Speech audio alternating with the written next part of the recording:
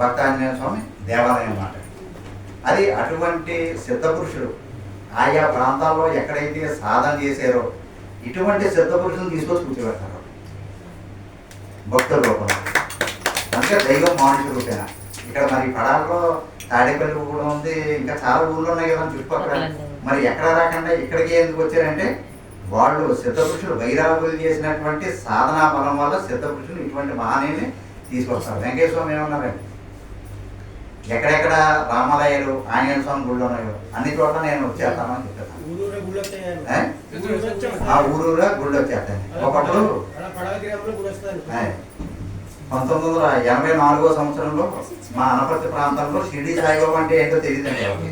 1980 మా ప్రాంతమే కాదండి, ఏ ప్రాంతంలో చూసినా 1984లో షిరిడి సాయిబాబా అంటే ఎవరికి తెలియదు.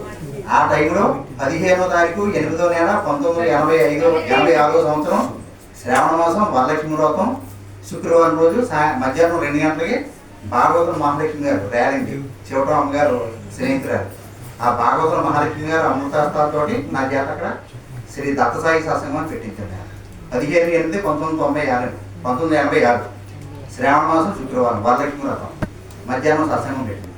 అప్పుడు ఆ తర్వాత షిరిడి సాయి ఇప్పుడు ఈ ఊరాళ్ళందరూ సాయి మన వెంకటేశ్వర స్వామి మందిరం కట్టాలని ఎలా సంకల్పం చేశారో అప్పుడు మేము అనుకునేవాళ్ళం. చిన్నపిల్లలు కుర్రాళ్ళం అప్పుడు ఎవరో సాయిబాబా ఎవరో ముస్లింలు కూడా గుడి కట్టేస్తున్నారేమో అనుకునేవారు. అంటే అప్పట్లో 86-84లో ఎవరికి బాబా గారు తెలియదు. మరి ఈ రోజున ఊరూరు ప్రతి గ్రామంలోనూ చిన్నదో పెద్దతో షిరిడి సాయిబాబా గుడి, తర్వాత ప్రతి ఇంట్లోనూ సాయిబాబా భక్తులు. అలా సాయిబాబా గుడి సాయిబాబా భక్తులు ఎలాగైతే ఉన్నారో ఈ రోజుని ఇంకా రాబోయేటువంటి రోజుల్లో కూడా భగవాన్ శ్రీ వెంకటేశ్వర స్వామి వారి యొక్క గుళ్ళు గోపురాలు మందిరాలు మహానదానాలు అలా జరుగుతాయి. భగవాన్ వెంకటేశ్వర స్వామి వారి యొక్క అనుగ్రహం ఆశీస్సులు. అంచేత ఈ దగ్గరలో బైరాగుల మఠం ఉండమాలని మనకి ఆ స్వామి అటువంటి మహంతులు అటువంటి బైరాగుల యొక్క సంకల్పం వల్ల ఆ భక్తులు నోటి ద్వారా వాళ్ళ సంకల్పం కలిగి ఎక్కడ విజయవాడ, ఎక్కడ అనపర్తి, ఎక్కడ కానూరు ఇలా అందరినీ తీసుకొచ్చి ఇక్కడ కూర్చోబెట్టారు కదా స్వామి. లేకపోతే ఉత్తనే ఉత్తప్పుడు రెండు అంటే వస్తున్నాయంటే రాలేము. అంచేత సిద్ధపురుషులు బైరాగులు మహాత్ములు చేసేటువంటి విధి విధానం. ఇప్పటికి కూడా సంతానం లేనటువంటి భక్తులు ఎవరైనా ఉంటే అక్కడ ఆ గోమాత దగ్గరికి వెళ్ళి సమాధి దగ్గరికి వెళ్ళి దండం పెట్టుకుని చేస్తే సంతానం. ఇది ఎక్కడో కదండి, మనకి ఇప్పుడు ఉన్నటువంటి పడాలకి 8-9 కిలోమీటర్లు అనమాట. అది మామూలు గోపాల స్వామి గుడే అనుకుంటాం, ఆంజనేయ స్వామి గుడే అనుకుంటాం. కానీ దాని వెనకాల బ్యాక్గ్రౌండ్ ఏమంటారంటే ఒక సిద్ధపురుషుడు ఉంటాడు ఏదైనా సరే. అంచేత కైలాసంలో ఉన్నటువంటి శివుడు అన్నా గురువు అన్నా మనలో ఉన్నటువంటి ఆత్మ అన్నా ఒకటే, మూడింటికి తారతమ్యం లేదు. తర్వాత మాకు కోనసీమ జిల్లా రాయవరం మండలం రాయవరం గ్రామంలో 1996 సంవత్సరంలో ఓం శక్తి సత్సంగం అనేటువంటి పేరుతో సత్సంగం స్థాపించామండి. అది 19/8/2025 రేపు ఆగస్టు 19వ తారీఖు 29 సంవత్సరాల పూర్తి 29వ వార్షికోత్సవం.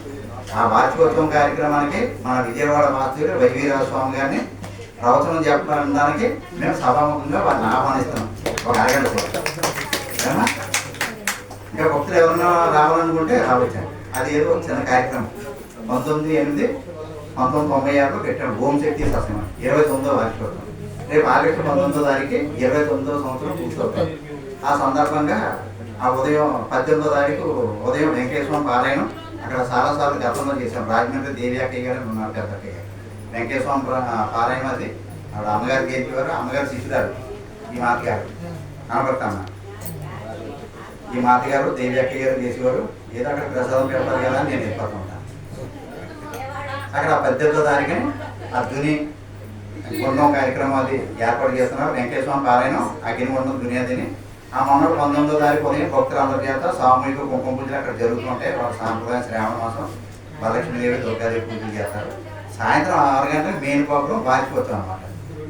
ఆ కార్యక్రమానికి ఒక అరగంట ప్రవచనం చెప్పడానికి వైవీరాజ స్వామి గారిని సభాముఖంగా రమ్మని ఆహ్వానిస్తున్నాం.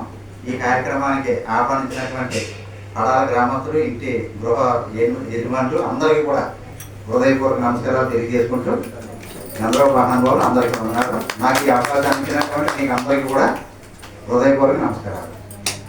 ఓం నారాయణ, ఆది నారాయణ.